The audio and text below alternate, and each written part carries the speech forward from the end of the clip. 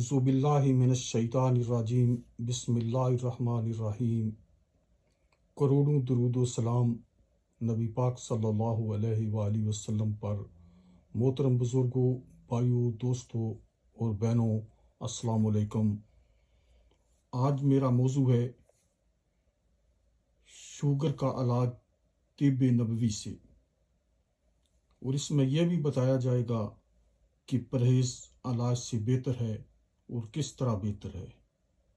Sugar دنیا میں تیزی سے پھیلتا ہوا ایسا مرض ہے جسے خاموش قاتل کہا جائے تو غلط نہ ہوگا، کیونکہ اس بیماری کی وجہ سے کئی دوسری بیماریاں لگ سکتی ہیں۔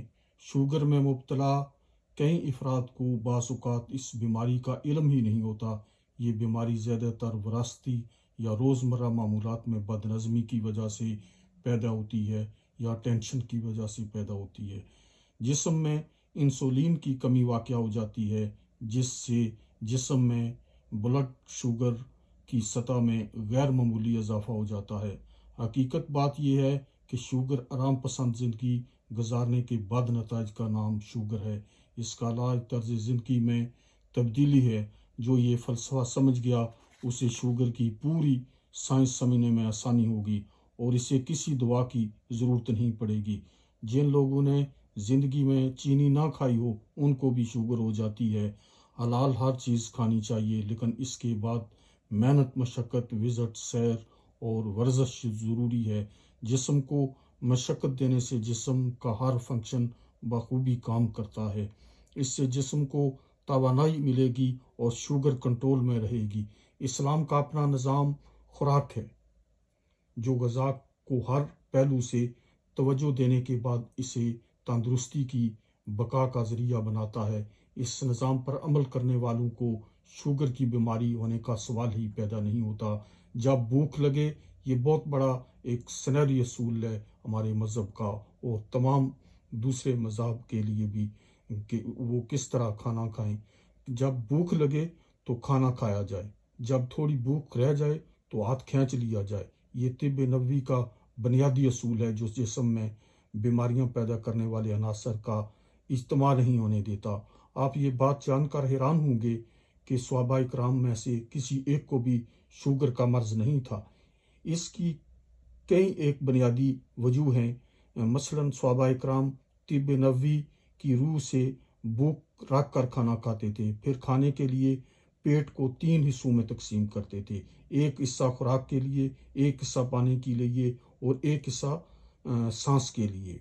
یہ ہم نے چھوڑ دیا ہے۔ ہم بہت زیادہ کھانا کھاتے ہیں۔ جب پارٹی فنکشن ہوتا ہے، پروگرام ہوتا ہے، شادی غمی خوشی پر ہم سب کچھ بھول جاتے ہیں اور ہم بہت زیادہ کھانا ایک ہی وقت میں کھا لیتے ہیں۔ تو یہ ہمیں بہت ہی احتیاط کرنی چاہیے شوگر سے بچنے کے لیے، اپنے معدے کو بچانے کے لیے۔ تو دوسرا، رمضان کے علاوہ بھی دوسرے دنوں میں بھی روزے رکھتے تھے صحابہ کرام۔ رمضان کے علاوہ بھی اور جو بھی آج کل نیکوکار لوگ ہیں وہ بھی روزے رکھتے ہیں۔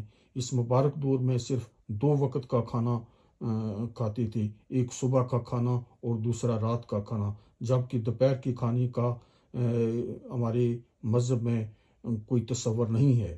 حضرت محمد صلی اللہ علیہ وسلم نے قلولہ دوپہر کو آرام کرنے کا حکم دیا ہے۔ ایک مسلمان جو صبح تہجد یا صبح کی نماز سے جاگ رہا ہے اور پھر عبادت و ریاضت، معاشی و معاشرتی گھریلو مصروفیات سے تھک جاتا ہے، اسے حکم دیا گیا ہے کہ وہ دوپہر کو تھوڑی دیر کے لیے آرام کرے تاکہ عشاء تک باقی سرگرمیاں پوری ذمہ داری کے ساتھ ادا کر سکے۔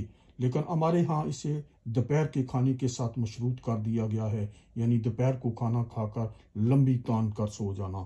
اگر دوپہر کو کھانا بھی ہے، کوئی چیز کھانی بھی ہے تو اس کا فروٹ تھوڑا کھا لیں، سلاد کھا لیں تھوڑا، اگر جس طرح شوگر کے مریض ہیں یا کوئی بہت ہی ضروری ہے، بھوک لگ جاتی ہے۔ لیکن بہت زیادہ کھانا جو ہے وہ مناسب نہیں ہے، زیادہ کھانا اس سے پرہیز کرنا چاہیے۔ اسلام نے غذا کے بارے میں چند بنیادی باتیں بیان کی ہیں۔ اہم بات یہ ہے کہ کم کھایا جائے، جو صاف ستھرا ہو۔ انسان کو اسراف سے ہر صورت میں منع کیا گیا ہے۔ عہد نبوی میں لوگ کم کھاتے تھے، چلتے پھرتے اور روزمرہ زندگی کے افعال انجام دیتے تھے، اس لیے وہ بیمار نہیں ہوتے تھے۔ ان کو شوگر ہونے کا سوال ہی پیدا نہیں ہوتا تھا، ورنہ مٹھاس ان کی پسندیدہ غذا تھی۔ وہ کھجوریں کھاتے تھے، بلکہ غریب لوگ روٹی کے ساتھ سالن کے بجائے کھجور کھاتے تھے، رات کو بھی دودھ کے ساتھ کھجور کھا کر سو جاتے تھے۔ شوگر بعد کی مصیبت ہے، جب مسلمان سست روی اور آرام دہ زندگی کا شکار ہو گئے۔ اس آرام طلب زندگی اور بسیار خوری نے جہاں ان کے دینی کردار کو متاثر کیا ہے، وہاں شوگر بھی ان کے لیے سزا بن گئی ہے۔ ہمارے ہاں تقریبات اور شادیوں میں ہر کھانا زندگی کا آخری کھانا سمجھ کر کھایا جاتا ہے۔ افطاری کے وقت بیچارہ معدہ بھی پریشان ہو جاتا ہے کہ اس کے ساتھ کیا ہو رہا ہے۔ پکوڑے، سموسے، دہی بلے، دودھ سوڈا، کھجوریں، فروٹ چاٹ، نان، چکن کڑھائی، گوشت کڑھائی، سب مل کر ایک ہی وقت میں معدے پر حملہ آور ہو رہے ہوتے ہیں۔ حضور نبی کریم صلی اللہ علیہ وسلم نے دنیا کو بیماریوں سے محفوظ رہنے اور صحت مند زندگی گزارنے کا بہترین طبی نظام روشناس فرمایا ہے، اور ایسی مفید ادویات متعارف کرائی ہیں جو کسی بھی سائیڈ ایفیکٹ سے پاک ہیں۔ غذا کے بارے میں حضور نبی کریم صلی اللہ علیہ وسلم کا اہم اصول اسے وقت پر کھانا ہے۔ آپ صلی اللہ علیہ وسلم صبح کا ناشتہ جلد از جلد کرنے اور رات کا کھانا ضرور کھانے پر زور دیتے ہیں۔ انسانی صحت کے بارے میں حضور نبی کریم صلی اللہ علیہ وسلم کی بعض احادیث کا مفہوم و منشا ایک فصیح و بلیغ جملے میں موجود ہے کہ پرہیز علاج سے بہتر ہے۔ اس میں کوئی شک نہیں کہ پرہیز بیماری کو روکتا ہے اور اس سے انسانی قوت مدافعت کو طاقت ملتی ہے۔ حضور علیہ الصلوۃ والسلام پرہیز کا حکم دیا کرتے اور تکلیف دہ چیز سے منع کیا کرتے تھے۔ یہی وہ اہم ترین نکتہ ہے جس کی بڑے بڑے اتباع نے تصریح کی ہے، حتیٰ کہ عربوں کے طبیب اعظم حارث نے بھی جس کی حیثیت عربوں میں بکرات جیسی ہے، کہا پرہیز و احتیاط سب سے بڑی دوا اور معدہ بیماری کا گھر ہے۔ اللہ تعالیٰ سورۃ اعراف میں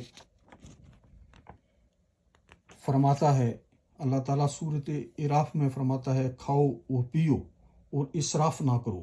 بے شک اللہ تعالیٰ اسراف کرنے والوں کو پسند نہیں فرماتا۔ اس آیت میں اللہ تعالیٰ نے اپنے بندوں کو یہ ہدایت فرمائی ہے کہ بدن میں کھانے پینے کی اس قسم کو داخل کرو جو تعلیل ہو سکے، اور کھانے پینے کی مقدار و کیفیت ایسی ہو جو بدن کو نفع پہنچا سکے اور غذا کی ضرورت پوری ہو۔ اس سے زیادہ اسراف ہے اور یہی چیز صحت کے لیے بیماری اور نقصان دہ ہے۔ جدید تحقیق کے مطابق جسے شوگر ہو جائے اس کی عمر بڑھ جاتی ہے۔ وجہ یہ ہے کہ اب وہ اپنی صحت کے بارے میں فکر مند رہتا ہے۔ اگر احتیاط اور پرہیز سے کام لیا جائے تو وہ صحت مند زندگی گزارتا ہے۔ صبح سیر کرنا، بھوک رکھ کر کھانا کھانا، بسیار خوری اور میٹھی چیزوں سے بچنا، ڈاکٹر کی ہدایات پر عمل کرنا اس کی زندگی کا معمول بن جاتا ہے۔ یہی چیزیں شوگر سے بچانے میں مددگار ثابت ہوتی ہیں۔ اس طرح شوگر کا مریض بڑے نقصانات سے بچتا ہوا انشاءاللہ ایک لمبی زندگی گزارتا ہے۔ بقول ابن خلدون، اگر ہم طب نبوی پر یقین کامل سے عمل پیرا ہوں تو اس سے عظیم فوائد حاصل کر سکتے ہیں۔ بے وقت کھانا کھانا، مرغن غذائیں، بیکری کی مصنوعات کھانے کے ساتھ زیادہ پانی پینا، جلد کھانا، اچھی طرح سے نہ چبانا، غصے کی حالت میں کھانا اور ورزش نہ کرنا وغیرہ بھی شوگر بڑھانے کا سبب بنتے ہیں۔ علاج در حقیقت دو چیزوں پر عمل کرنے کا نام ہے، ایک پرہیز، دوسرا صحت کی حفاظت۔ پرہیز کی دو قسمیں ہیں، ایسا پرہیز جس سے بیماری سے محفوظ رہا جا سکے، دوسرا ایسا پرہیز جس سے بیماری میں مزید اضافہ نہ ہو سکے بلکہ مرض جس حال میں ہے اس سے بڑھنے نہ پائے۔ پرہیز کی پہلی قسم کا تعلق تندرست لوگوں سے ہے۔ اس سلسلے میں حضرت محمد صلی اللہ علیہ وسلم کا فرمان ہے، ابن آدم کے لیے چند لقمے کافی ہیں جو انسان کی کمر کو سیدھا رکھیں، اور ضرورت ہو تو اس سے زیادہ کی ایک حصہ کھانے کے لیے، ایک تہائی پانی کے لیے اور ایک تہائی سانس لینے کے لیے باقی رکھا جائے۔ حضور نبی کریم صلی اللہ علیہ وسلم کے اس ارشاد گرامی سے واضح ہوتا ہے کہ آپ صلی اللہ علیہ وسلم کام خوری کو مسلمان کی اور عام انسان کی خصوصیت قرار دیا ہے۔ اب طب جدید نے ثابت کر دیا ہے کہ زیادہ کھانے سے بہت سی بیماریاں لگ جاتی ہیں۔ بسیار خوری کے نتیجے میں پیدا ہونے والے امراض میں سب سے زیادہ خطرناک شوگر، بلڈ پریشر، امراض قلب، فالج، موٹاپا وغیرہ ہیں۔ شیخ سعدی نے فرمایا ہے کہ زیادہ کھانے والا زیادہ خوار ہوتا ہے۔ کھانے پینے کے معاملے میں یہ احتیاط بھی اپنی جگہ بہت اہمیت رکھتی ہے کہ اگر کھانے سے طبیعت گریز کرتی ہو تو زبردستی ہرگز کھانا نہ کھایا جائے۔ اگر انسان بھوک نہ ہونے کے باوجود کچھ کھا لیتا ہے تو وہ خوراک چاہے کتنی اچھی ہو کیوں نہ ہو، طبیعت کو اس سے فائدہ پہنچنے کے بجائے نقصان کہیں زیادہ ہوتا ہے۔ پرہیز کی دوسری قسم یہ ہے کہ جب مریض پرہیز کرتا ہے تو اس کی بیماری بڑھنے کے بجائے رک جاتی ہے۔ پرہیز بیماری سے پہلے سب سے بہتر اور کارگر نسخہ ہے جس سے انسان بیمار نہیں ہو پاتا۔ صحت قدرت کی بہت بڑی نعمت ہے، اس کے بغیر کوئی کام انجام نہیں دیا جا سکتا۔ حضور نبی کریم صلی اللہ علیہ وسلم کا ارشاد گرامی ہے کہ اپنی صحت کو اپنی بیماری سے پہلے غنیمت جانو۔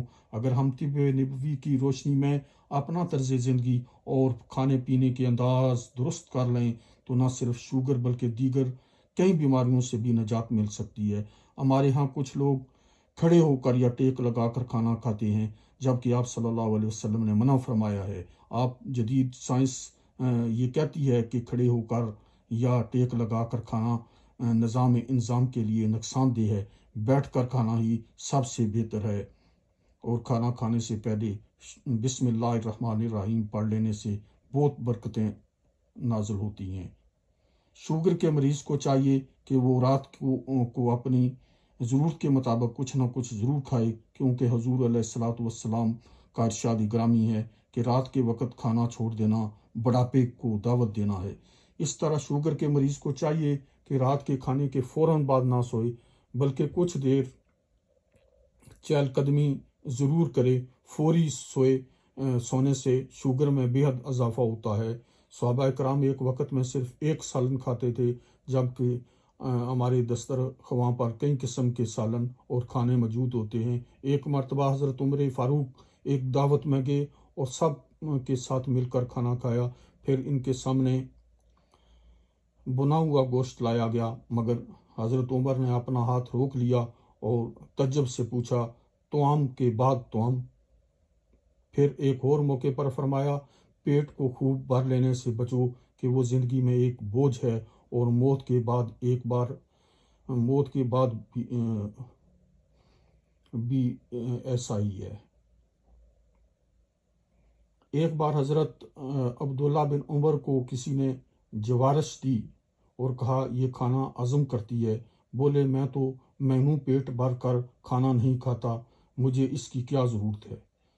بغیر چھنا ہوا آٹا صحت کے لیے اور شوگر والوں کے لیے بہترین خوراک ہے۔ حضور نبی کریم صلی اللہ علیہ وسلم ہمیشہ بغیر چھنے ہوئے آٹے کی روٹی کھاتے تھے۔ اس کی اہمیت کا اندازہ اس بات سے لگائیں کہ حضرت عمر فاروق چھنے ہوئے آٹے کی روٹی استعمال کرنے والے کو گورنر مقرر نہیں کرتے تھے۔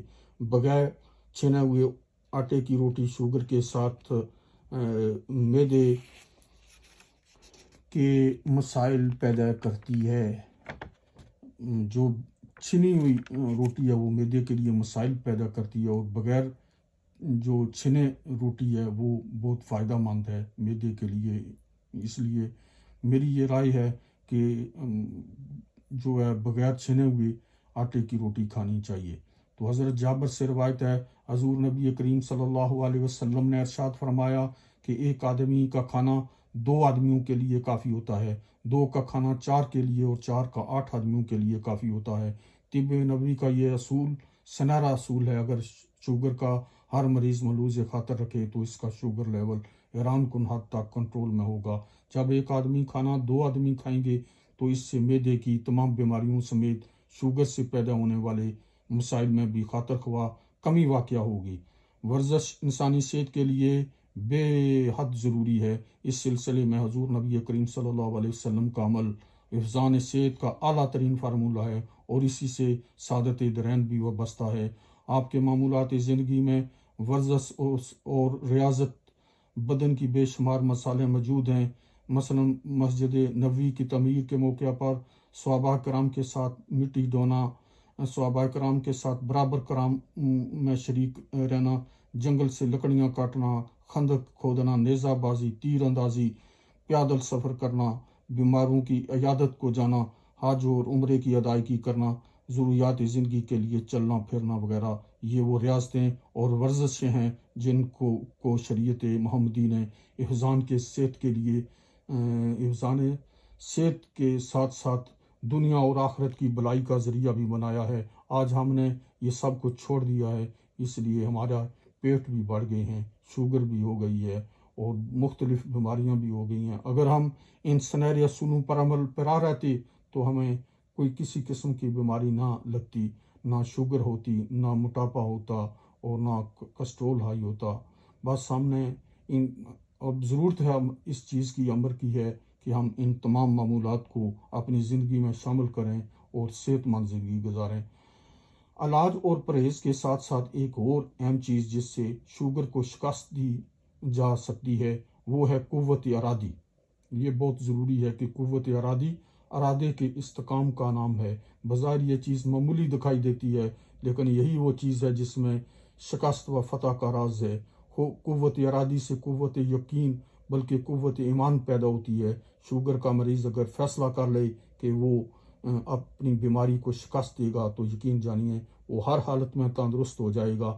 ارادہ ایک ایسے فولادی ستون کی مانند ہونا چاہیے جسے کوئی متزلزل نہ کر سکے۔ بیماری میں اللہ تعالیٰ سے صحت یابی کی دعا کرنا اور صبر سے تکلیف برداشت کرنا بھی مریض کے لیے فائدہ مند ہے۔ بیماری میں علاج کے لیے تمام تدبیریں اختیار کر کے پورے یقین کے ساتھ نتیجہ اللہ تعالیٰ کے حوالے کر دینے سے قوت ارادی میں اضافہ ہوتا ہے، جس میں آپ قوت ارادی جب کسی بھی کام میں کر لیں تو پھر انشاءاللہ کامیابی آپ کے قدم چومے گی۔ تو میں اسی پر اجازت چاہتا ہوں، انشاءاللہ دوسری ویڈیو جو ہے وہ انشاءاللہ اگلے دنوں میں وہ بھی اپلوڈ کروں گا۔ تو آپ سے اسی پر اجازت چاہتا ہوں۔ پلیز یہ ویڈیو لائک اور شیئر کریں اور چینل سبسکرائب کریں تاکہ دوسرے لوگوں کو بھی معلومات مل سکے۔ اللہ تعالیٰ آپ کو مشکلات، مصیبتوں اور بیماریوں سے بچائے، اور مجھے بھی، اور اللہ آپ کو اپنے حفظ و امان میں رکھے۔